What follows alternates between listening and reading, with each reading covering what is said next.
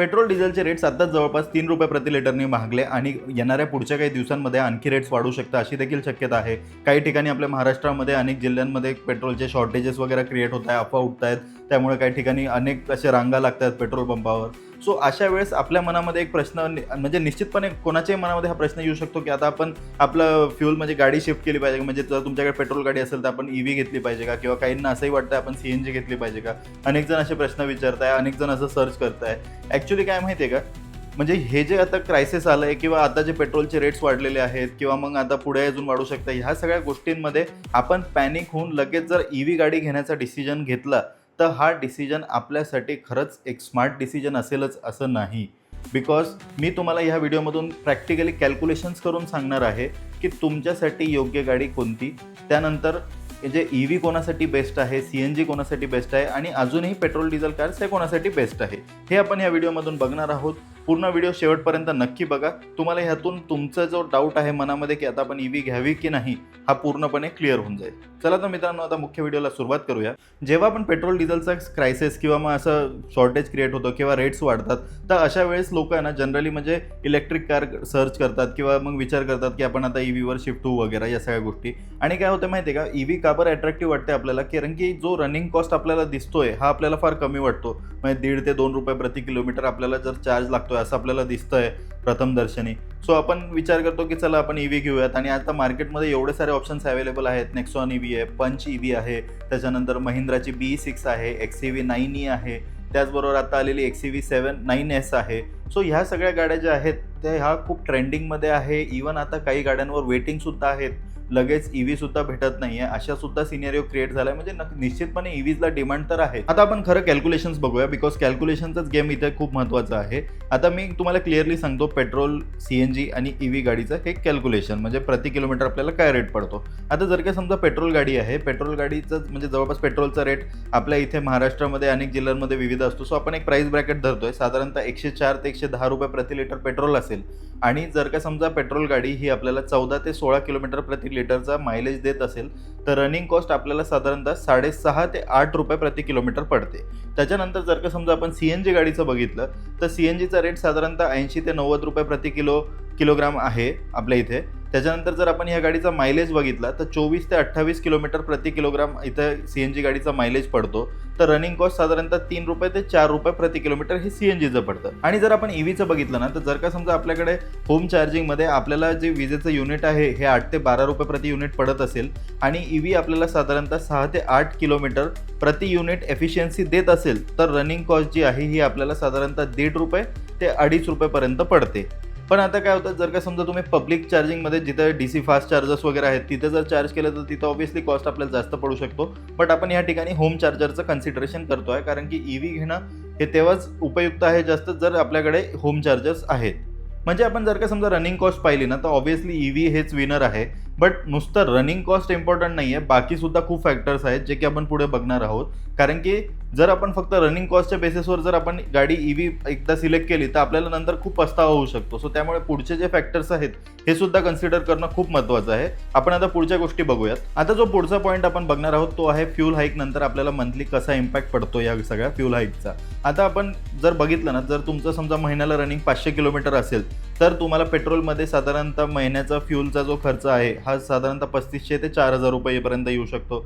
जर CNG गाडी असेल तर ₹1,500 ते ₹2,000 पर्यंत येऊ शकतो. आणि जर तुमच्याकडे EV गाडी आहे आणि होम चार्जिंगचं ऑप्शन अवेलेबल आहे तर तोच खर्च आपला ₹800 ते ₹1,200 पर्यंत येऊ शकतो. आणि जर का समजा तुमचा रन महिन्याला साधारणतः एक 1500 किलोमीटर पर्यंत असेल, तुम्ही 1500 किलोमीटर महिन्याला गाडी चालवताय, समजा 1200 ते 1500 प्रत्येकाचं आपलं रन वेगळा असू शकतो. सो आपण एक रफली मी कॅल्क्युलेशनमध्ये 1500 किलोमीटरचा रन पकडला. जर 1500चा तुमचा रन असेल महिन्याला तर त्याच वेळेला तुमचा पेट्रोलचा खर्च हा महिन्याला साधारणतः 10,000 पर्यंत जातो.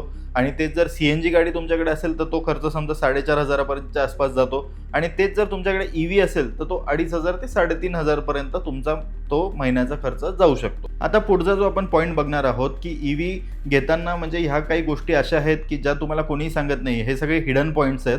हे तुम्हाला कुठेही शोरूममध्ये किंवा ब्रोशरमध्ये कुठे किंवा तुम्ही वेबवर जरी सर्च केलं तर ह्या सगळ्या गोष्टी तुम्हाला इझिली माहीत होणार नाही. त्या सगळ्या गोष्टी सांगतोय तुम्हाला. खूप इम्पॉर्टंट पॉईंट्स आहेत. सगळ्यात पहिले तर जर का समजा तुमच्याकडे होम चार्जिंग नसेल तर EV घेऊन काही फायदा नाही आहे. बिकॉज बाहेर जर चार्ज करायचं म्हणलं ना गाडी, तर ऑलरेडी तो कॉस्ट आपल्याला जास्त पडतो. सो त्याचा काही म्हणजे पॉईंटच बनत नाही. मग आपण एवढं पैसे एक्स्ट्रा देऊन आपण EV घेतली तर काय अर्थच नाही त्या गोष्टीला. सो त्यामुळे पहिली गोष्ट तर होम चार्जर असणं गरजेचं आहे. दुसरा जो पॉईंट आहे तर तो असा आहे की तुम्ही जर का समजा कुठे सोसायटीमध्ये वगैरे राहत असाल, अपार्टमेंटमध्ये वगैरे, तर तुमची पार्किंग स्पॉट एकदा फिक्स असला पाहिजे तुमच्या गाडीचा, आणि त्या ठिकाणी तुमच्या सोसायटीमध्ये तुम्हाला जे तुमच्या गाडीचं चार्जर आहे हे लावण्यासाठी लागणारी परमिशन, त्याच्यानंतर वायर, केबलिंग, त्या मीटरमधून कनेक्शन, ह्या सगळ्या गोष्टी तुमच्या बरोबर तिथे सोयीस्कर मॅच होत आहे का, या सगळ्या गोष्टी आपण बघितलं पाहिजे. की पहिलेच तुम्हाला चार्जर इन्स्टॉल करण्यासाठी सुद्धा ती सगळी पुढचं लाईन अप करून ठेवावं लागेल गोष्टी. या सगळ्या सुद्धा गोष्टी तुम्ही इम्पॉर्टंटली कन्सिडर केल्या पाहिजे. तिसरा जो पॉईंट आहे की तुम्ही लॉंग ट्रिप्स किती करतात. आता जर का समजा तुम्ही लॉंग हायवे ट्रिप्स करताय, म्हणजे एक जर आपण बघितलं ना तर मुंबई ते पुणे किंवा पुणे ते मुंबई किंवा काही प्रमाणात पुणे ते नाशिक सुद्धा इथे जर आपण बघितलं ना तर ह्या रोड्सला ठीक आहे, रस्त्यात मध्ये काही ठिकाणी चार्जर्स वगैरे अवेलेबल आहेत. बट तुम्ही महाराष्ट्रामध्ये इतर ठिकाणी जर का जायचं समजा डिसिजन घेतलं, जसं विदर्भात गेले किंवा इवन काही ठिकाणी पश्चिम महाराष्ट्रात काही भागात गेले, इवन समजा तुम्ही खानदेशामध्ये गेले, तर अनेक ठिकाणी आजसुद्धा चार्जिंगचं इन्फ्रास्ट्रक्चर तेवढं स्ट्रॉंग नाही आहे. आणि ह्या गाडीला तुम्ही तेवढं म्हणजे त्या प्रमाणात तुम्ही बाहेरगावी घेऊन जाण्यासाठी एकदम रिलायबल नाही राहू शकत, जेवढं तुम्ही पेट्रोल किंवा डिझेल गाडीवर राहू शकतात. त्याचबरोबर एक रेंज एन्झायटी आपल्या डोक्यामध्ये राहते. दुसरी गोष्ट म्हणजे आपला वेळसुद्धा जास्त जातो. कारण की जर का समजा आता तुम्हाला माहिती आहे की घरातून निघताना तुम्हाला जी तुमची EVची रेंज सांगितलेली आहे ती रेंज तुम्हाला भेटणार आहे, बट त्याच्यापेक्षा जर जास्त रन असेल तर तुम्हाला ऑब्व्हियसली मध्ये कुठेतरी चार्ज करावं लागेल. मग तिथे चार्जिंगचा प्रॉब्लेम, चार्जर्स भेटेल नाही भेटेल. अनेक वेळा ॲपवर दाखवतं की चार्जर अवेलेबल आहेत, पण प्रत्यक्ष तिथे गेल्यानंतर कळतं की ते चार्जर बंद आहे किंवा त्या ठिकाणी ऑलरेडी काही गाड्या पहिले चार्जिंगला लागलेल्या असतात. सो तिथे सुद्धा वेटिंग करावं लागतं. म्हणजे वेळ तर वेळ जातो, त्याच्यानंतर रेंज एन्झायटी कंटिन्यू मनामध्ये राहते. सो या सगळ्या गोष्टी तुम्हाला EV घेताना कन्सिडर केल्या पाहिजे की आपण लॉंग हायवे ट्रिप्स करत या गाडीने करू शकतो का. दुसरा जो आपला पॉईंट आहे तो आहे बॅटरी वॉरंटी आणि रिसेल व्हॅल्यूचा. आता EV गाडी घेताना ऑब्व्हियसली तुम्ही जे बॅटरीला तुम्हाला जे सांगितलं जातं की अनलिमिटेड, आता भरपूर कंपनी सांगतात की अनलिमिटेड किलोमीटरची वॉरंटी आम्ही ऑफर करतोय, किंवा काही जरी नसेल सांगत की अनलिमिटेड किलोमीटरची, तर तिथे किती किलोमीटरची आपल्याला वॉरंटी भेटते. इवन नंतर जर का समजा बॅटरीला काही प्रॉब्लेम आले तर त्यावेळेला आपल्याला रिप्लेस कॉस्ट काय येईल. आणि इवन सगळ्यात मेन पॉईंट असा आहे की ज्या वेळेला तुम्हाला सांगितलं जातं आहे की तुम्हाला अनलिमिटेड किलोमीटर्सची वॉरंटी भेटते, त्याच वेळेला त्यातल्या टर्म्स अँड कंडिशनसुद्धा तुम्ही एकदा बारकाईने वाचा आणि त्याच्यानंतरच तुम्ही त्या गाडीचा डिसिजन घ्या. दुसरा पॉईंट असा आहे की जी रिसेल व्हॅल्यू आहे EVची, ही आपल्याला किती भेटू शकते, तुम्ही या गाडीला किती वर्ष वापरणार, त्यावेळेला जर तुम्ही या गाडीला विकायला काढलं तर तुम्हाला काय रिसेल व्हॅल्यू भेटू शकते, हे सुद्धा तुम्ही आधीच या पॉईंट्समध्ये कन्सिडर करा. त्याच्यानंतरचा आपला जो पॉईंट आहे तो आहे इनिशियल प्राईस EVची ही जास्त असते. म्हणजे जर का समजा तुम्ही बघितलं ना तर एक उदाहरण देतो. पेट्रोल गाडी एक समजा आहे ती 8 ते 8.5 लाखाला येते आपल्याला, आणि तीच सेम गाडी तुम्हाला EV व्हर्जन हे 12 ते 13 लाखाला चाललं आहे. तर जर आपण कॅल्क्युलेशन जर बघितलं ना तर तुमचा जो रनिंग आहे, म्हणजे जो रनिंग कॉस्ट आहे, हा रिकवर व्हायला तुम्हाला अनेक वर्ष लागू शकतात.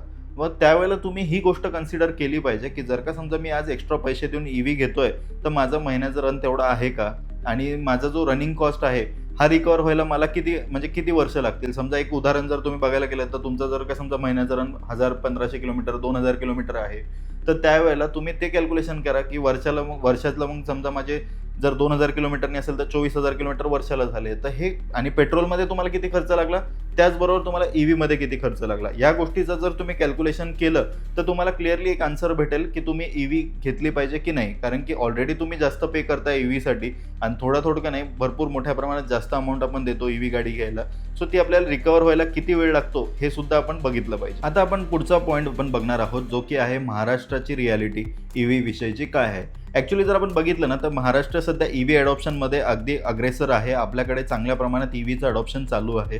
बट एक गोष्ट ऑब्झर्व करण्यात आलेली आहे की मुंबई असू दे, पुणे असू दे, किंवा नाशिक, संभाजीनगर, इवन नागपूर, अशा ज्या मोठ्या सिटीज आहेत या ठिकाणी तुम्हाला EVमध्ये काही जास्त प्रॉब्लेम्स येत नाही. इवन चार्जिंगचं इन्फ्रास्ट्रक्चर ठीक आहे, तुम्हाला सिटी यूजसाठी इझिली भेटून जात आहे, आणि जर होम चार्जर्सला सुद्धा काही प्रॉब्लेम नाही. बट ठीक आहे, पण जर का समजा तुम्ही महाराष्ट्राचा इतर भाग जर बघितला आणि तुमचं जर का समजा फ्रिक्वेंट ट्रॅव्हलिंग होत असेल म्हणजे रुरल महाराष्ट्रामध्ये, तर अशा केसमध्ये तुम्हाला EV वापरायला काही प्रमाणात त्रास होऊ शकतो. बिकॉज प्रत्येक ठिकाणीच तुम्हाला चार्जर असेल असं नाही, किंवा जर का समजा तुम्ही एखाद्या सिटीमध्ये राहताय आणि तिथून तुम्ही समजा गावाकडे वगैरे जाताय, तर तिथे सुद्धा तुम्हाला चार्जिंगला काही त्रास होतो का. इवन जर घरी चार्ज करायचं म्हटलं, नॉर्मल जे आपल्याला चार्जर गाडीसोबत येतं त्याच्यावर, तर त्याला आपल्याला किती वेळ लागतो, 12 घंटे, काही वेळेस 14 घंटे, अशा सुद्धा वेळ लागू शकतो त्या नॉर्मल साध्या चार्जरवर. सो या सगळ्या गोष्टी तुम्ही इम्पॉर्टंटली कन्सिडर केल्या पाहिजे महाराष्ट्रामध्ये आपण EV गाडीचा डिसिजन घेताना. आता पेट्रोल डिझेलचे जे वाढलेले दर आहेत आणि त्याचबरोबर जे शॉर्टेज क्रिएट होत आहे, तर अशा वेळेस CNG सुद्धा एक चांगला ऑप्शन बनून आपल्या समोर येतो आहे. बट आता मेन काय होतं की जर का समजा आपण बघितलं ना, तर CNG हे पेट्रोलपेक्षा तर स्वस्त आहेत, म्हणजे रनिंग कॉस्ट आपल्याला कमी पडते आणि ॲट द सेम टाइम तुम्हाला पेट्रोलचा बॅकअप सुद्धा असतो, म्हणजे तुम्ही CNG पण फील करताय आणि जर का समजा इन केस तुम्हाला CNG नाही भेटलं तर लगेच तुम्हाला बॅकअपमध्ये पेट्रोल सुद्धा ऑप्शनमध्ये असतं. आता काय होतं माहिती आहे का, CNG कोणासाठी बेस्ट आहे, तर एक तर ज्यांचं डेलीचं सिटी रनिंग आहे, त्याच्यानंतर समजा तुम्ही महिन्याला 800 ते 1500 किलोमीटर गाडी चालवत आहात, त्याचबरोबर जर का समजा तुमच्या घराजवळ CNG पंप आहे आणि तिथे जर का समजा तुम्हाला लवकर CNG भेटत आहे, सो अशा केसमध्ये आणि इवन काही प्रमाणात जर का समजा तुम्हाला बूट स्पेस म्हणजे तुम्ही कॉम्प्रोमाइज करू शकता, तर त्याच वेळेला तुम्ही CNG गाडी ही कन्सिडर करू शकता. इवन आजकाल बऱ्याचशा मारुतीच्या आणि टाटाच्या कार्समध्ये अंडरबॉडी CNG येत आहे, सो त्यामुळे बूट स्पेसचा सुद्धा प्रॉब्लेम काही प्रमाणात आता सॉल्व्ह होत आहे.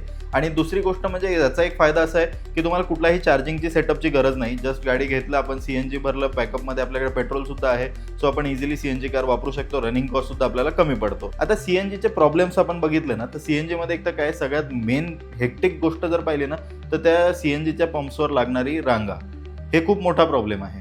म्हणजे एवढ्या वेळ लाईनीत उभा राहा तिथे, त्याच्यानंतर मग आपला नंबर आल्यावर मग सगळे गाडीतून उतरा, मग तिथे CNG फिल करा. सो ह्या सगळ्या गोष्टी तुम्हाला थोड्या हेक्टिक वाटू शकतात. दुसरं आहे की काही गाड्यांमध्ये बूट स्पेस कॉम्प्रोमाइज होतो, तिथे तुम्हाला बूट स्पेस हा भेटत नाही.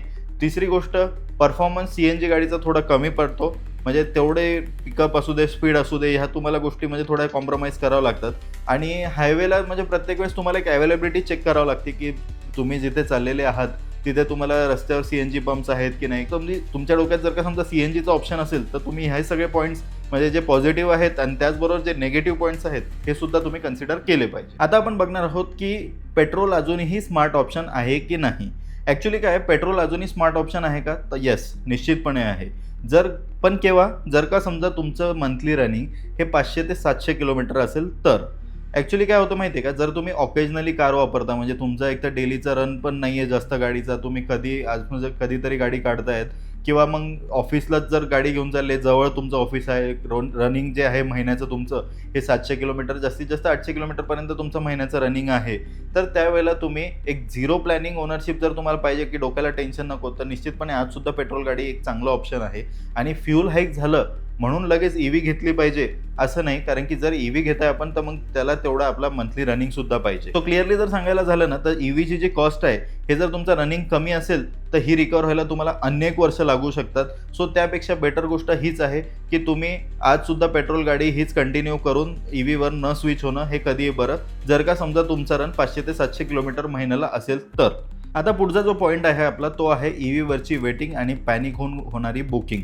आता जर आपण बघितलं ना, तर EVवरती वेटिंगबद्दल एक इम्पॉर्टंट पॉईंट असा आहे की फ्यूल हाईक नंतर सध्या मोठ्या प्रमाणात लोक EVचा डिमांड करत आहेत, EVच्या जास्त प्रमाणात बुकिंग होत आहेत आणि अनेक ठिकाणी असं झालं आहे की बऱ्याचशा EV मॉडेल्सवर सध्या आता वेटिंग लागलेली आहेत. आता जर आपण बघितलं ना, तर सगळ्यात मेन तुम्हाला ठीक आहे, जर तुम्ही ह्या सगळ्या गोष्टी कॅल्क्युलेट केल्या तरी जर तुम्हाला EV घ्यायची आहे, तर सगळ्यात महत्त्वाचं बुकिंग करण्याआधी तुम्ही काही गोष्टी चेक केल्या पाहिजे. इम्पॉर्टंट पॉईंट्स तुम्हाला मी सांगतोय. सगळ्यात पहिले तर प्रॉपरली टेस्ट ड्राईव्ह घ्या. तुम्ही ज्या रूट्सला डेली वापरता, म्हणजे ज्या रूट्सला तुम्ही डेली ट्रॅव्हल करता, मग तो सिटीमधला असो किंवा थोडा ऑफ रोड असो किंवा कुठलाही असो, ह्या रूटला तुम्ही गाडी चालवून बघा. प्रॉपर टेस्ट ड्राईव्ह घ्या. अगदी 5-10 मिनटं गाडी चालवली आणि डिसिजन घेतला असं पॅनिक बाईंग किंवा पॅनिक बुकिंग करू नका. प्रॉपरली तुम्ही टेस्ट ड्राईव्ह घ्या. त्यांना क्लिअरली सांगा, मी जर एवढ्या पैशाची गाडी घेतोय तर मला तेवढा अधिकार आहे, मी माझ्या मनाचे समाधान होऊस तर मी बुकिंग करणार नाही, मला माझ्या पद्धतीने टेस्ट ड्राईव्ह घेऊ द्या.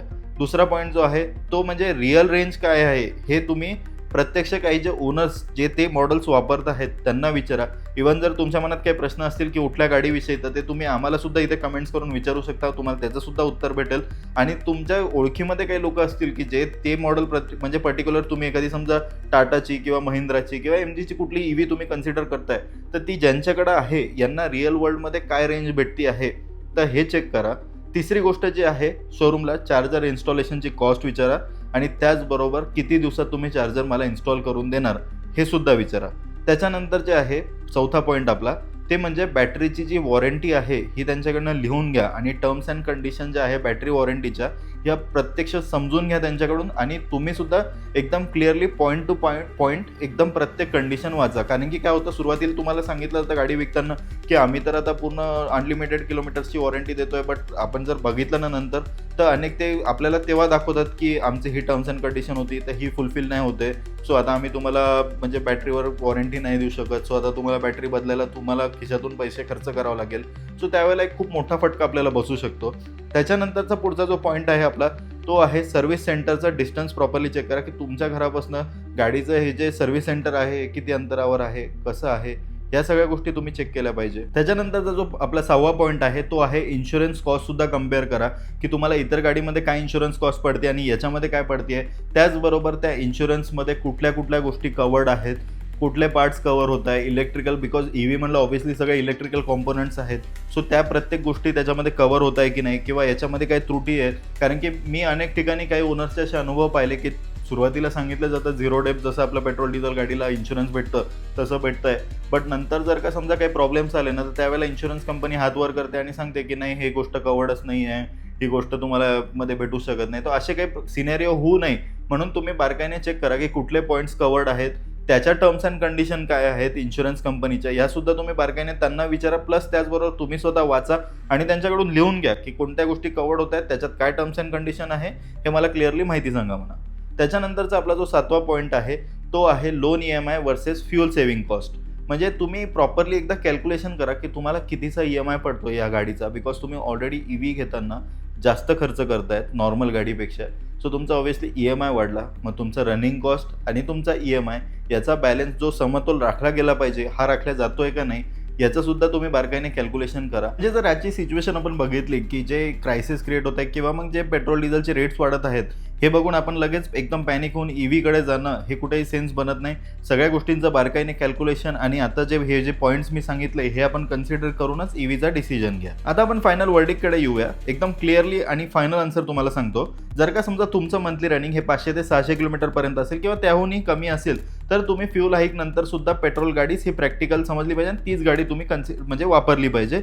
दुसरी गोष्ट, जर का समजा तुमचा महिन्याचा रन हा 800 किलोमीटर ते समजा 1500 किलोमीटर 1200 किलोमीटर महिन्याचा रन असेल आणि जर तुम्हाला CNG गाडी चालत असेल, तुमच्याकडे इझिली CNG ऑप्शन अवेलेबल असेल, जवळपास तुमच्या CNGचा पंप आहे, गर्दी नाही आहे, CNG इझिली भेटतं आहे आणि तेच की डोक्याला टेन्शन नाही, चार्जिंगचं वगैरे टेन्शन नाही आहे, बॅकअपमध्ये पेट्रोलसुद्धा आहे. सो जर तुम्हाला चालत असेल तर तुम्ही CNG कन्सिडर करा, बिकॉज आजकाल भरपूर गाड्यांमध्ये चांगल्या गाड्यांमध्ये CNGचे ऑप्शन अवेलेबल झालेले आहेत आणि टाटाच्या काही गाड्यांमध्ये CNGमध्ये ऑटोमॅटिकसुद्धा आता भेटायला लागलेलं आहेत.